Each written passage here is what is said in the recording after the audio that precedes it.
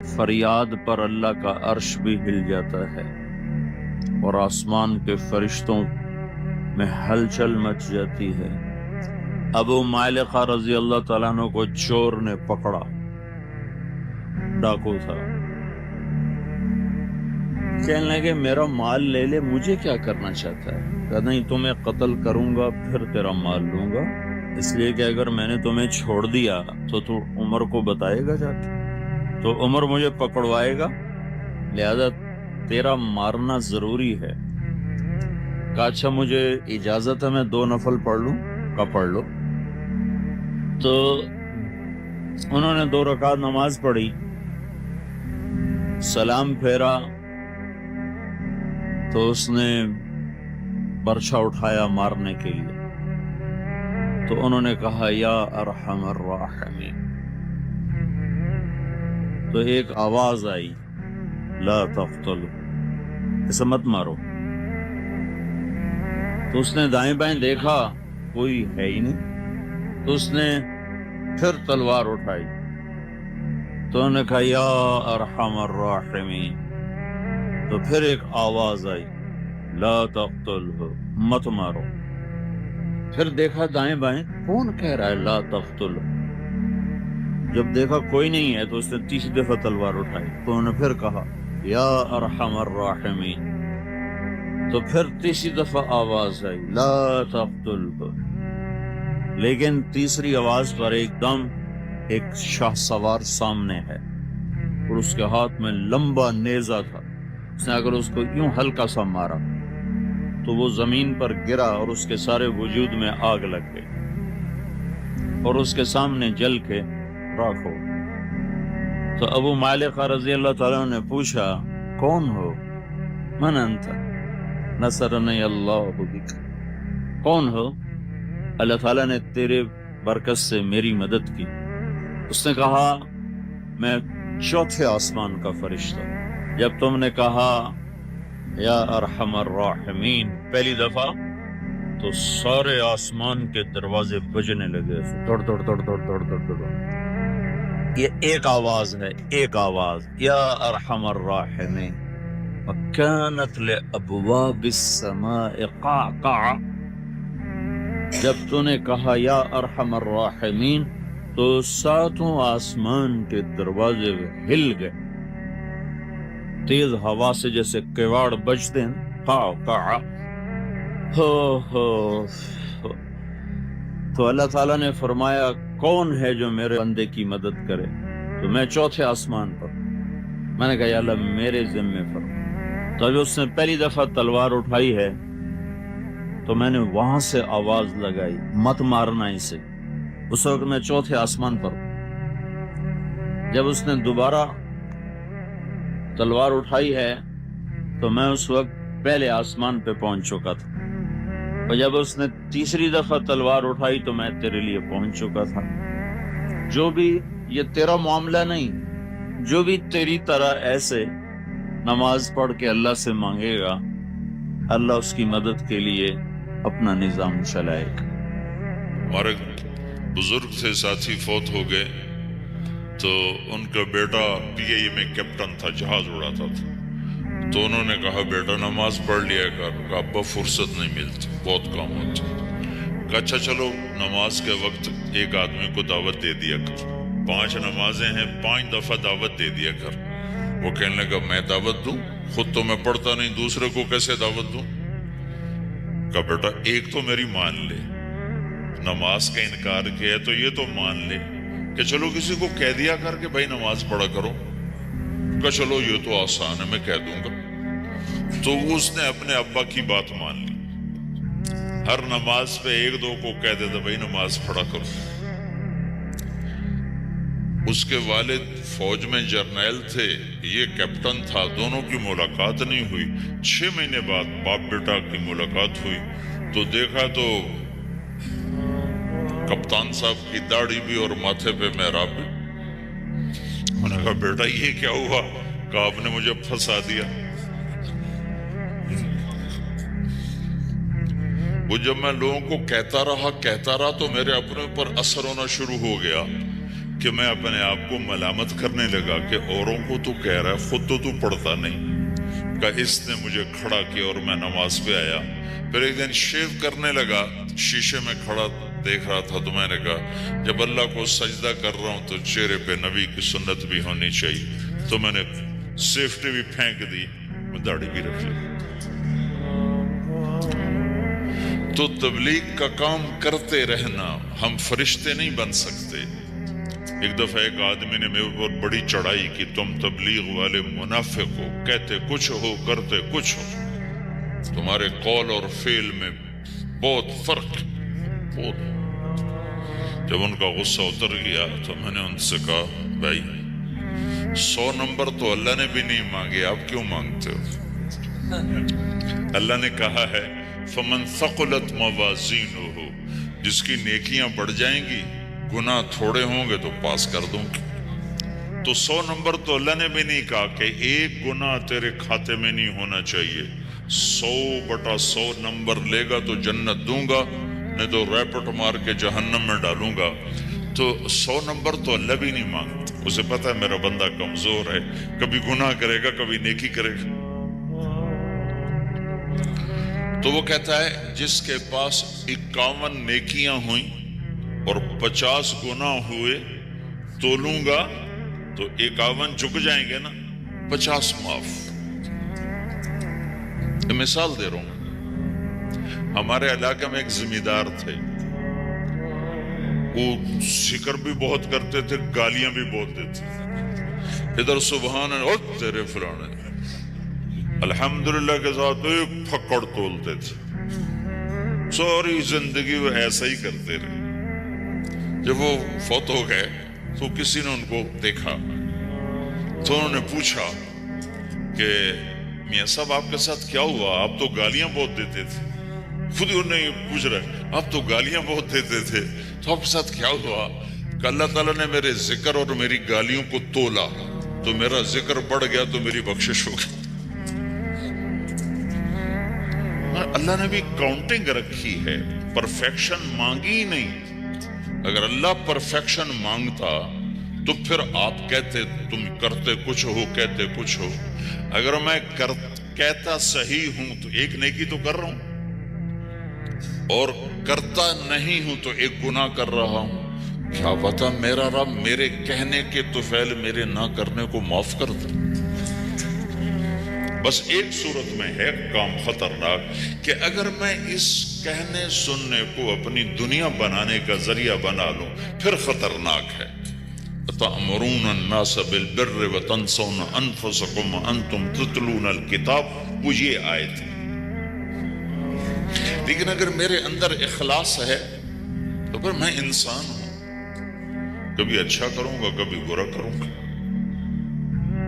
لیکن میرے ذمہ صدا لگانا ہے۔ تو بھائیو اس تبلیغ کے کام کو کرتے رہنا، کرتے رہنا، اس سے ایمان بنتا ہے، ایمان سے دین وجود میں آتا ہے۔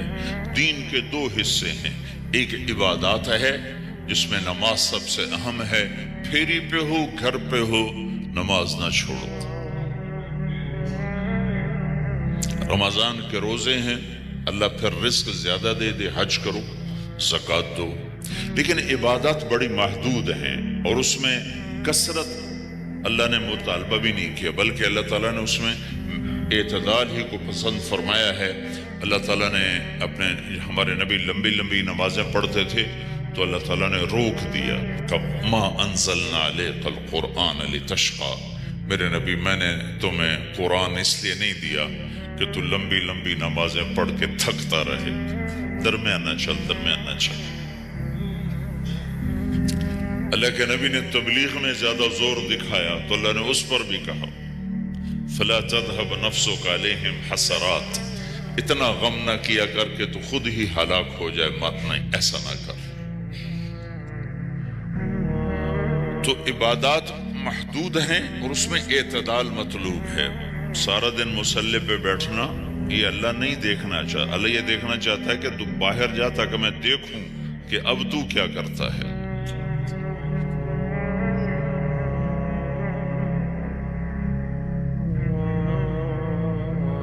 دوسرا حصہ اس کا اخلاقیات ہے، آپس کی معاشرت ہے۔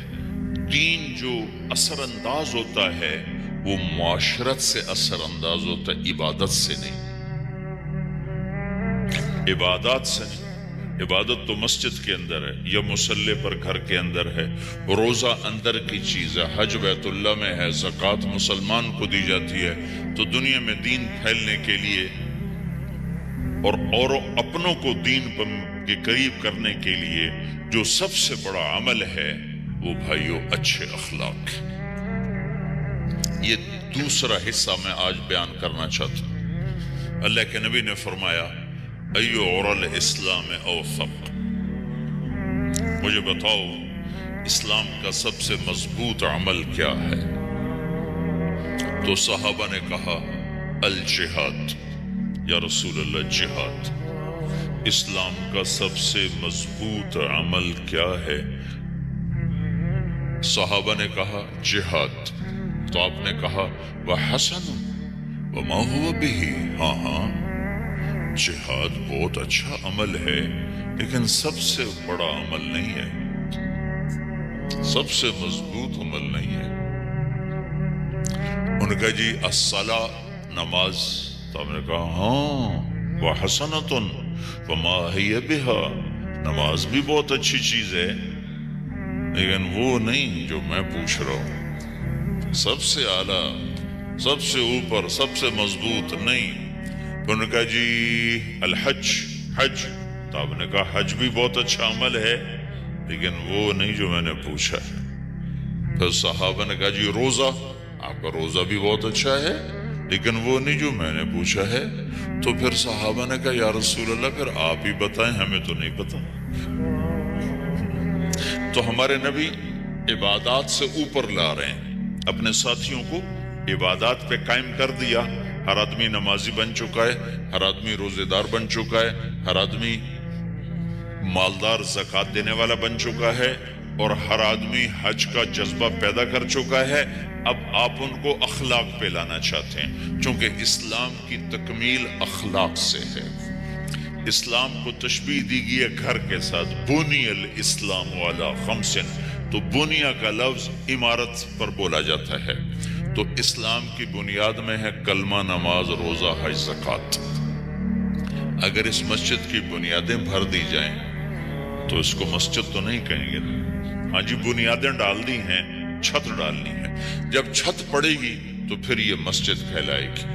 تو اسلام کی بنیاد قائم ہو چکی تھی، اب آپ چھت ڈالنا چاہتے تھے۔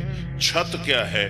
وہ اچھے اخلاق ہیں۔ تو اب آپ ان کو اوپر لا رہے ہیں، اوپر لا رہے ہیں۔ تو آپ نے جب پوچھا تو انہوں نے وہی کہا جو انہوں نے ابھی سیکھا تھا، نماز، روزہ، جہاد، حج۔ لیکن آپ نے سب کی نفی کر دی، نہیں یہ بھی نہیں، یہ بھی نہیں، یہ بھی نہیں، یہ بھی نہیں۔ اچھا یا رسول اللہ آپ بتائیں۔ تو آپ نے فرمایا ان اوثق عرى الاسلام الحب للہ والبغض للہ، اسلام کا سب سے مضبوط عمل وہ آپس میں اللہ کے لیے محبت کرنا ہے۔ اسلام کا سب سے مضبوط عمل وہ آپس میں اللہ کے لیے محبت کرنا ہے۔ اسلام کا سب سے مضبوط عمل وہ محبت ہے، اللہ کے لیے بغض ہے، اللہ کے لیے محبت ہے۔ یہ اسلام کا سب سے مضبوط عمل ہے۔ تو بھائیو، یہ چھوٹا سا معاشرہ اسلامی بن جائے، اس کے لیے بنیاد میں نے پہلے بتا دی، اب چھت بتا رہا ہوں، وہ ہیں اچھے اخلاق۔ اللہ تعالیٰ نے جب ہمارے نبی نے نماز لمبی پڑھی تو اللہ نے کہا درمیانی پڑھو، میں نے ابھی بتایا۔ تبلیغ میں دکھ زیادہ جھیلا تو اللہ نے کہا درمیانہ چلو۔ لیکن جب اللہ کے نبی نے اخلاق بلند کیے، اخلاق، تو اس پر بھی اللہ تعالیٰ فرماتا میرے نبی ذرا اتنا نرم نہ ہو، تھوڑا سا سختی دکھا، آنکھیں دکھا، تھوڑا شوشاں کر۔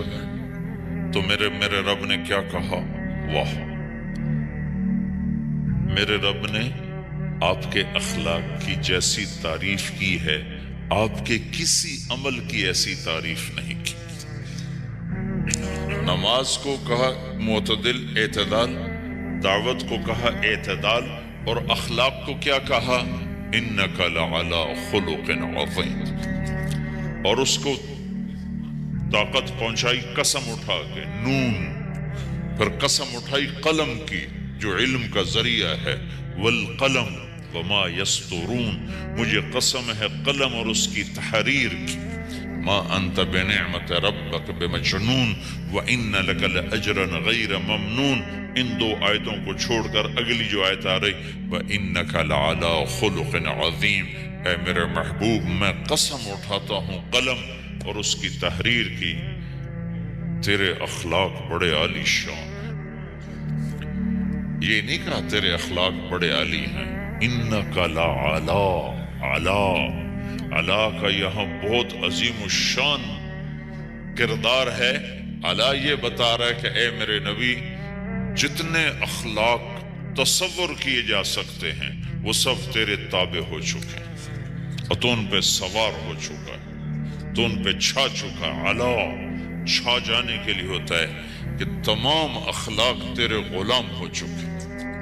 ایک دفعہ آپ نے فرمایا اچھے اخلاق 360 قسم ہیں، 360 قسم، 360 صفات کا مجموعہ اچھے اخلاق۔ کوئی ایک صفت کسی کو مل گئی تو جنت میں چلا جائے گا۔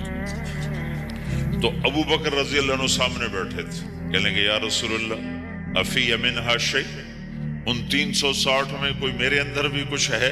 تو آپ نے کہا تیرے اندر سارے کا سارا، کوئی کمی کوئی پورے۔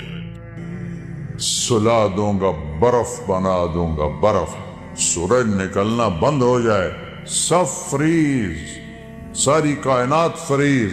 پھر دوسری دھمکی، وہ چیلنج کرنے کا حق ہی اللہ کو ہے۔ میں نے بھولو کو آنکھوں سے لڑتے بھی دیکھا، بھولو پہلوان جو رستم زمان بنا تھا گامے کے بعد، گاما کا بھتیجا، امام بخش کا بیٹا۔ امام بخش غلام محمد دو بھائی تھے، غلام محمد رستم زمان بنا، اس کی اولاد نہیں تھی۔ امام بخش اس کے چھوٹے بھائی، وہ رستم ہند تھا، اس کی اولاد تھی۔ اس کا بیٹا رشید وہ رستم زمان بنا۔ میں نے اس کی کشتیاں بھی دیکھی، اور میں نے ان گناہگار آنکھوں سے دیکھا کہ وہ ایسے بیٹھا تھا چہرے سے مکھی نہیں اڑا سکتا تھا، نہ اسے اٹھا جاتا تھا نہ بیٹھا جاتا تھا۔ ہاں، نوجوان سہارے سے اٹھاتے تھے اور بیٹھاتے تھے، وہ یہاں پہلوان بھی بس ہو جاندی۔ اللہ وہ طاقت ہے جس کی کوئی بس نہیں ہے۔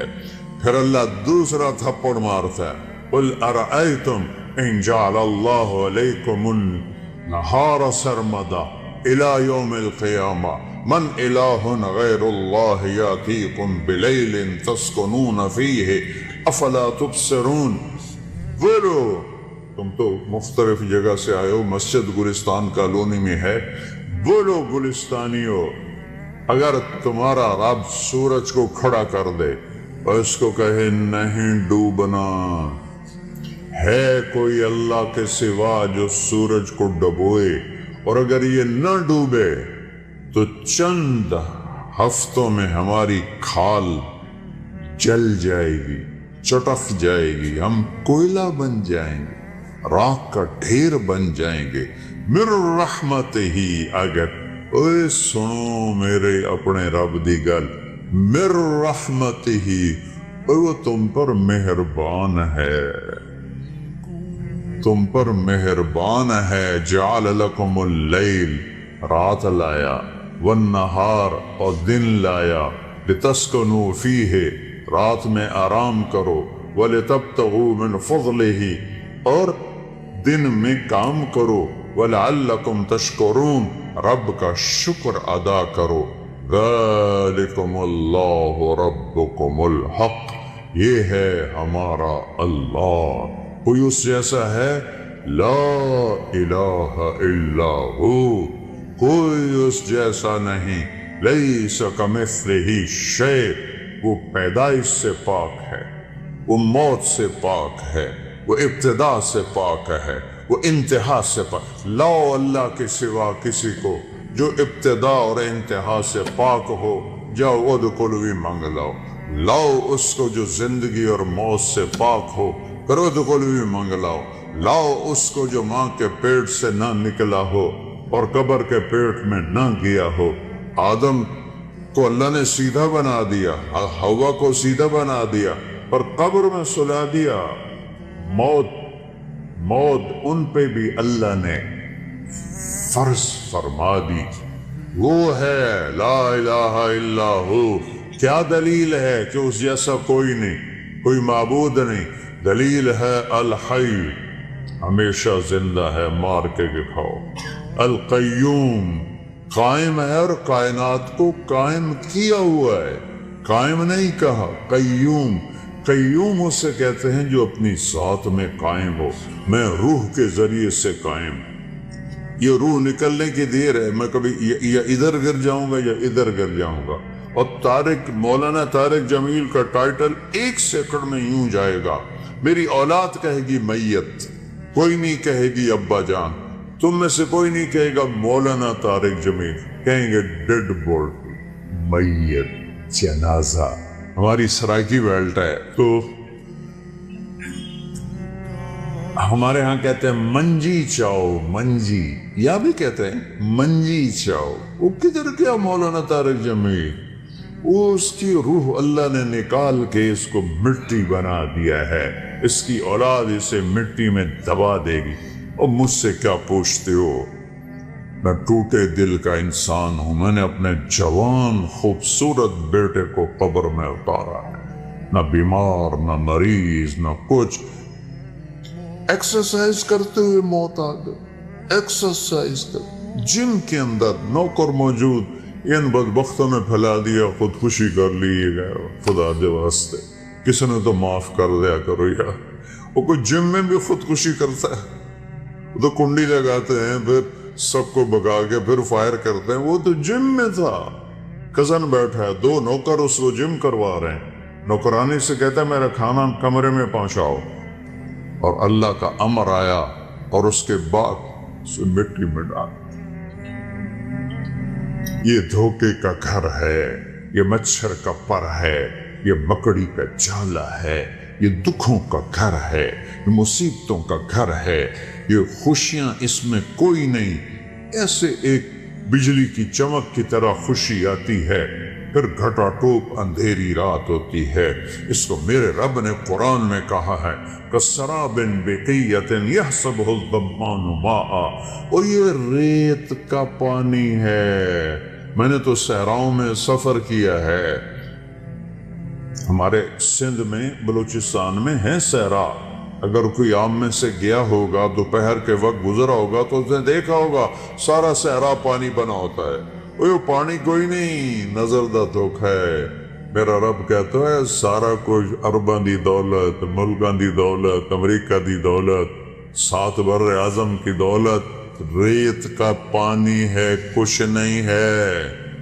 وَالْآخِرَةُ دَارُ الْحَيَوَانِ دَارُ الْقَرَارِ، آخرت ہے قرار کی جگہ، آخرت ہے زندگی کی جگہ، آخرت ہے خوشیوں کا گھر، آخرت ہے زندگی کا گھر، آخرت ہے محبت کا گھر، جنت ہے رحمت کا گھر، جنت ہے موج میلے کا گھر، جنت ہے موت سے پاک گھر، جنت ہے غم سے پاک گھر، جنت ہے دکھوں سے پاک گھر، جنت ہے بڑھاپے سے پاک گھر، جنت ہے لڑائی جھگڑے سے پاک گھر، جنت ہے بیماریوں سے پاک گھر، جنت ہے نفرت بغض سے پاک گھر، جنت ہے پیشاب پخانے سے پاک گھر، جنت ہے نیند اونگ سے پاک گھر، جنت کی عورت حیض نفاس سے پاک گھر میں، جنت کی عورت بڑھاپے سے پاک گھر میں،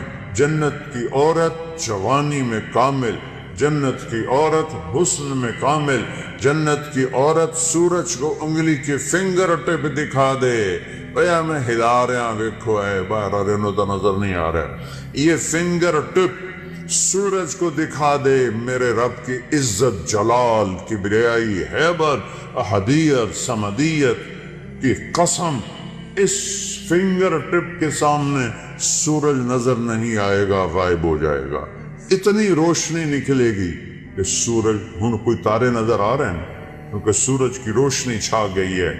एक जन्नत की लड़की, ईमान वाली मोमिन औरत हो या हूर हो, यूं करेगी, यूं सूरज को नजर नहीं आएगा तो चेहरा कैसा होगा, वजूद कैसा होगा, जिस्म कैसा होगा, खुशबू कैसी होगी, हुस्न कैसा होगा, जमाल कैसा होगा, चाल कैसी होगी, गुफ्तार कैसी होगी, बोल कैसा होगा, नगमा कैसा होगा। मेरा अल्लाह कहेगा, आओ तुमने कहाँ हैं जो दुनिया में गाने नहीं सुनते थे। ऐलान होगा, कहाँ है जो दुनिया में गाने नहीं सुनते थे, आओ तुम्हें जन्नत का गाना सुनाओ। इन लड़कियों से कहेगा जिनको देखो तो 40 साल आदमी देखने का मजा लेता रहे, अल्लाह की कसम आंख ना झपक सके, अल्लाह की कसम इधर ना देख सके, इधर ना देख सके, 40 साल ऐसे फिक्स हो के देखता रहे तो देखने का मजा खत्म ना हो। अल्लाह कहेगा ये मेरे बंदे हैं जिन्होंने दुनिया में हराम से अपने आप को बचाया, जन्नत का गीत सुनाओ। वो अल्लाह की तारीफ का गीत गाएंगी, बोल गाएंगी, नगमा गाएंगी, गाना गाएंगी, साथ जन्नत साज बनेगी और हूरों की आवाज होगी और जन्नत वाले मस्त अपने आप से भी बेखबर हो जाएंगे। अल्लाह का इशारा होगा गैबी, हूरें खामोश हो जाएंगी। अल्लाह फरमाएंगे कैसा पाया, कहेंगे चस्सा आ गई। अल्लाह कहेंगे इससे अच्छा सुनाऊं, कहने लगे इससे अच्छा क्या है। अल्लाह कहेंगे या दाऊद ताला इरफल मिंबर। दाऊद अलैहिस्सलाम को अल्लाह ने मोज़ा दिया था, आवाज था। जब को ज़बूर पढ़ते थे तो पहाड़ या जिबाल अव्विबी माहू, कुरान कह रहा है पहाड़ भी ऐसे झूमने लगते थे। तो इंसानों का क्या हाल होता होगा। जंगल से जानवर निकल आते थे और बैठ के सुनते थे तो अल्लाह को कहेंगे या अल्लाह मेरी आवाज तो दुनिया में थी, कहा मैंने दुगनी करके वापस की। अब दाऊद का नगमा होगा, जन्नत का साज होगा और जन्नती मस्त मस्त अपना आप भी भूल जाएंगे। फिर अल्लाह उन्हें खामोश करेगा, हाँ भाई कैसा है, या अल्लाह कमाल है। कहा इससे अच्छा सुनाऊं, तो या अल्लाह वो क्या है। तो आवाज आएगी या हबीबी या मोहम्मद सल्लल्लाहु अलैका या रसूल, सल्लल्लाहु अलैका या हबीब अल्लाह, सल्लल्लाहु अलैका या नबी अल्लाह। आए हाय आवाज आएगी या हबीबी या मोहम्मद, मेरे महबूब आइए मिंबर पर बैठिए, मेरे बंदों के कानों को खुश कीजिए, रूह को खुश कीजिए। मेरे नबी की आवाज छाएगी तो चलते पानी रुक जाएंगे, दरियाओं के परिंदे उड़ते बैठ जाएंगे दरख्तों पर और दरख्त भी साकिन और मेरे नबी अल्लाह की तौहीद का नगमा सुना रहे हैं। और ये जिंदगी है, फुल नजर ही नहीं आऊंगा।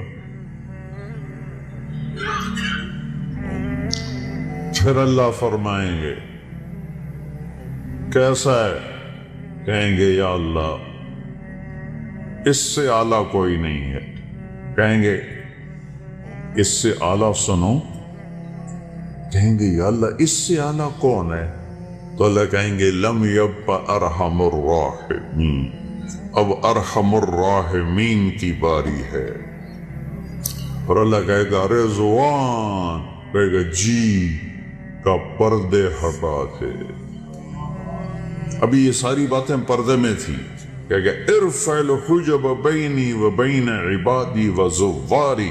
हदीस के अल्फाज तो मैं पढ़ के सुना दूं कि मेरे और मेरे बंदों के दरमियान ये देखो, अगर पर्दे हटा दे यूं पर्दा हटेगा और अल्लाह मुस्कुराता हुआ सामने आएगा और कहेगा सलामुन कौलम मिर रब्बिर रहीम।